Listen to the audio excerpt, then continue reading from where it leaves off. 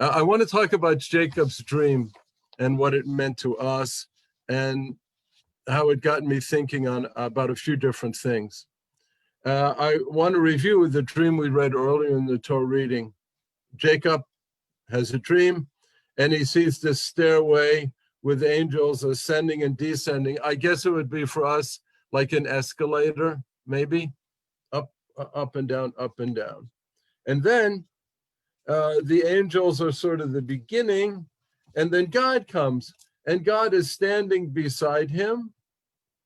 Nitzav alav, he stands next to him, and he says, I am the Lord, the God of your father Abraham, Isaac, and Jacob, and your descendants will go all over the earth. And then he says the following in verse 15.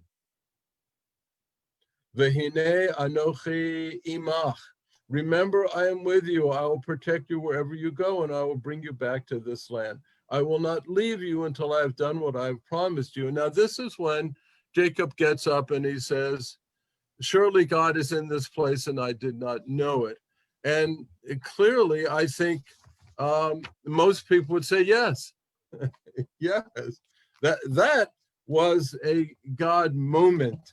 I think it's a dream, but nevertheless, one would suggest that if we saw angels ascending and descending, and I remember as a kid just being fascinated by this image of angels and rotating back and forth, and then having God appear next to you, and not just appear, but give you this whole speech. I'll be with you. I'll protect you. Your descendants. I'll be in the land. That's certainly for him to wake up in the middle of the desert and say, surely God is in this place and I did not know it. That makes sense to me. However, I think in many ways, in some ways, that this story might be a little bit unhelpful to us. And that is the following. I can see some of you, but not everybody, but I don't know if any of you have had this experience with dreaming about angels. You can let me know if you have. Anybody dream about angels with this ascending and descending? And then did anybody have a dream where God came down and spoke to them and said, hey, I have your back, and whatever happens in your life, I will be there with you? And so maybe, and if you've had it, God bless you, that's wonderful. I think, however, that the dream of Jacob is a hard one to us if we're going to use that as a template, if we're going to use that as a conduit to God. In other words, yes, I agree with Jacob said God was in this place and I didn't know it, but does that mean that we need to have all of that going on before we connect with God, that we need to have this stairway to heaven and angels, and then God is speaking to us? Because I would suggest if that's the criterion for connecting with God, then it may be a long time for us to develop that connection. And that was I was thinking about that. How do we connect on that level of holiness? A few summers ago, I went to Israel for like the 10th time, and I was researching my book, which is published. We had a book signing and everything else.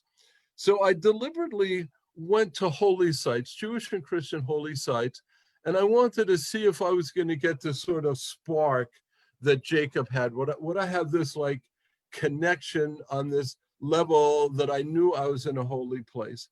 And of course, I went to the Kotel, and I hope most of us have been to the Kotel, that I did feel that little bit, holiness with a small h, and not because, remember, those are big retaining rocks, massive stones of the Kotel. That was an outer wall, but it was holy for me because of all the millions of people who had gone there and offered their prayers.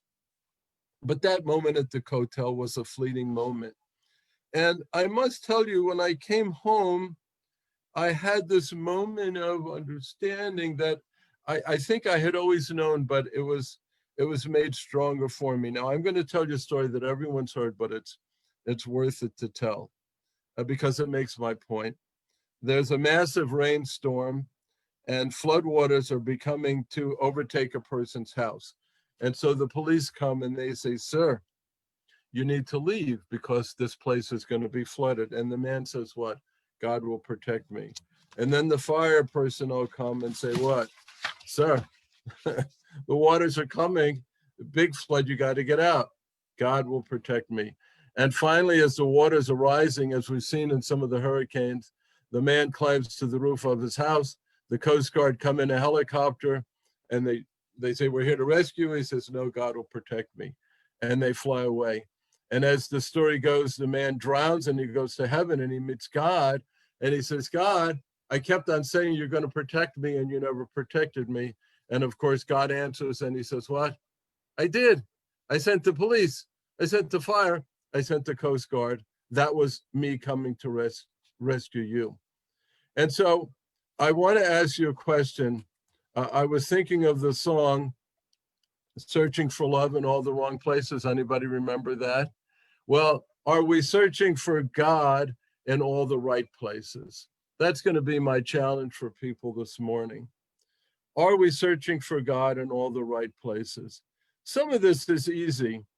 It's easy to find God and God's power in our children and grandchildren when they embrace us or smile at us. God's presence is when partners share a wonderful conversation together. God's presence is in the beauty of nature. If you know Gail and I and the rest of our family, we do a lot of walking.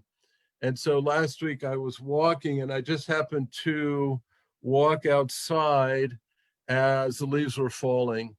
And there were hundreds, if not thousands of leaves. And I was in the shower of leaves. And I paused a moment and I said, I've lived here over 20 years and I know leaves fall and all that, but I never had it in such volume. That I would suggest to us is a moment for God. That's a God moment.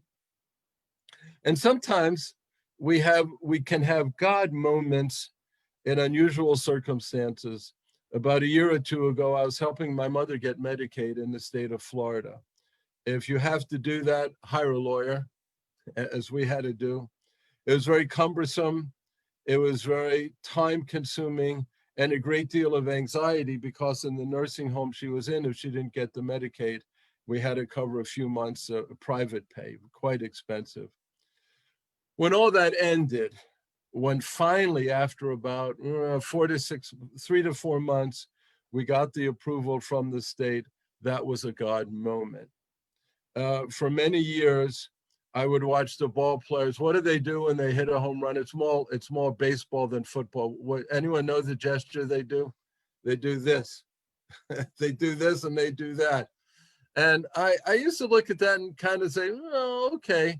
But the more I think about it, the more I agree with it. I like the notion.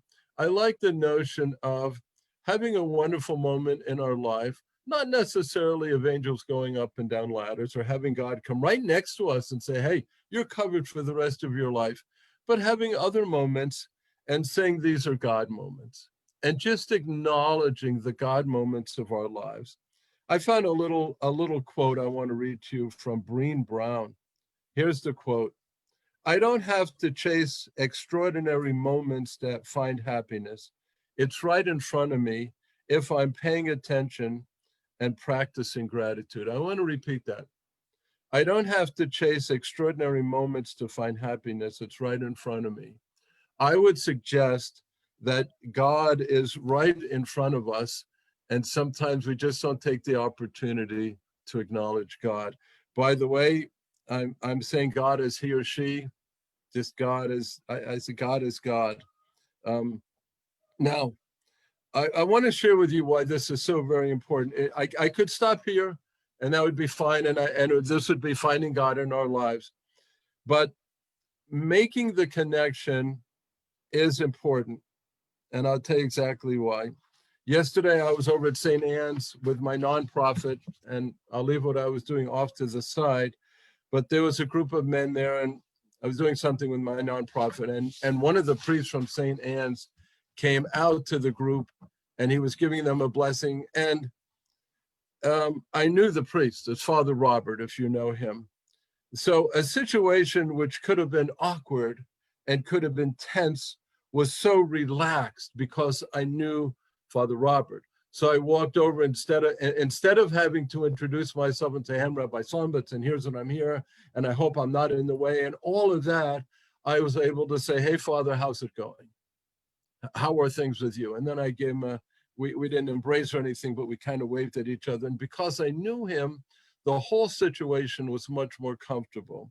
Now imagine that we live lives where we have a relationship with God.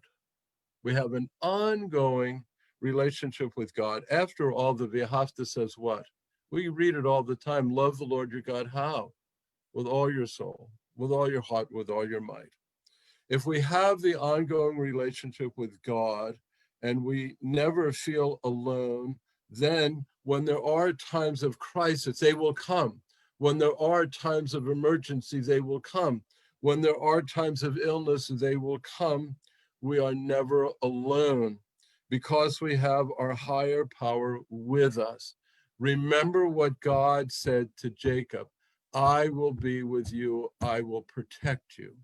And I think from that moment, Jacob and God had a reciprocal, loving relationship. And there's no reason in the world that we can't have that same relationship with a higher power.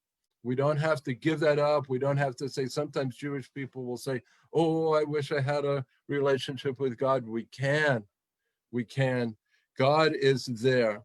So I urge all of us to continue that search. If you have God in your life and you're able to thank God for the wonderful things we have, do so. If not, please start the search. And I leave you with these words: I don't have to chase extraordinary moments to find happiness. It's right in front of me. It is right in front of us, ladies and gentlemen, with our families, with our loved ones, with all of us. So I hope you find happiness this Shabbat and moving ahead into 2021, a post-COVID, God willing year. Shabbat Shalom, everybody.